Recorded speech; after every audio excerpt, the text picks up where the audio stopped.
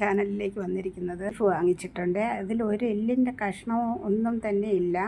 ഇതുകൊണ്ട് ഞാനൊരു dry fry ചെയ്യാനാണ് പോകുന്നത്. അതിന് 1/4 ടീസ്പൂൺ മഞ്ഞൾപ്പൊടി, കുറച്ച് ഉപ്പ്, കുറച്ച് കുരുമുളക് പൊടി എടുത്തിട്ടുണ്ട്. ഇവയെല്ലാം കൂടി ഇതിലോട്ട് ചേർത്ത് നന്നായിട്ട് കൈവച്ച് തന്നെ വെള്ളം ഒന്നും തന്നെ ചേർക്കേണ്ട ആവശ്യമില്ല. ഇതുപോലെ ഒന്ന് മിക്സ് ചെയ്തിട്ട് നമുക്ക് കുക്കറിലോട്ട് ചേർക്കാം.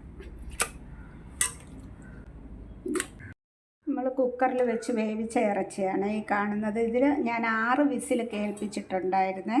അതിൽ നിന്നും കിട്ടിയ വെള്ളമാണ്. ഇത്രയും വെള്ളം കിട്ടി. നമ്മൾ ഒരു തുള്ളി വെള്ളം പോലും വെച്ചിട്ടില്ലായിരുന്നു. ഇതിന് ഈ ഇറച്ചി നമുക്ക് ഏത് രീതിയിൽ വേണമെങ്കിലും കട്ട് ചെയ്തെടുക്കാം. നീളത്തിന് സ്ക്വയറായിട്ട് വേണമെങ്കിൽ സ്ക്വയർ. അതിന് വേണ്ടി എടുത്തിരിക്കുന്നത് കാശ്മീർ ചില്ലി പൗഡറാണ്.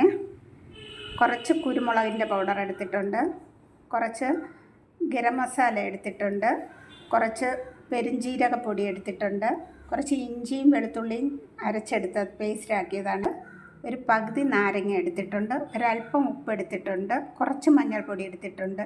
ഇതെല്ലാം കൂടി നമുക്ക് ഈ ഇറച്ചി കഷ്ണമാക്കിയിട്ട് അതിലോട്ട് ആഡ് ചെയ്ത്, ഞാൻ ഇറച്ചി ഇതേ വലിപ്പത്തിലാണ് കട്ട് ചെയ്തെടുത്തത് കേട്ടോ.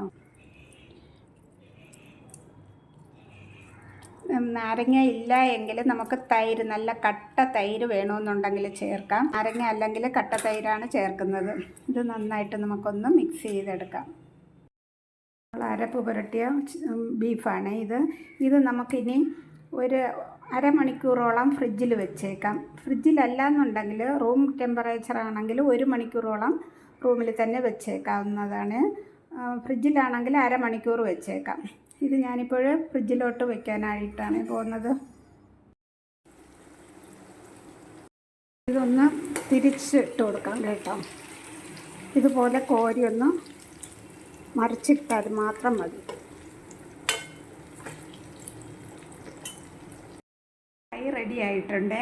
ഇതിലേക്ക് ഇനി ഇതിനെ ഒന്ന് മോടി പിടിപ്പിക്കണമെങ്കിൽ നമുക്കതിലേക്ക് ഒരു 3-4 പച്ചമുളക് 2ആയിട്ട് കീറി ജസ്റ്റ് ഒന്ന് ചൂടാക്കിയിട്ട് കുറച്ച് കരിവേപ്പിലയും കൂടെ ഇട്ട് വറുത്തിയെടുത്തിട്ട് അതിലോട്ട് ഇട്ട് കൊടുക്കാം.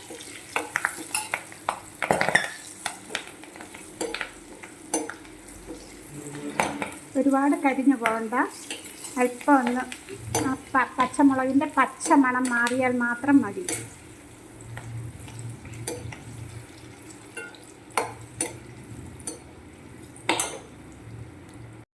നമുക്ക് ചപ്പാത്തി ആയിരുന്നാലും ചോറായിരുന്നാലും കപ്പയുടെ കൂടെ ആയാലും ഒക്കെ കഴിക്കാവുന്ന പറ്റിയ ഒരു ഫ്രൈ ആണ് ഈ ഡ്രൈ ഫ്രൈ എന്ന് പറയുന്നത്.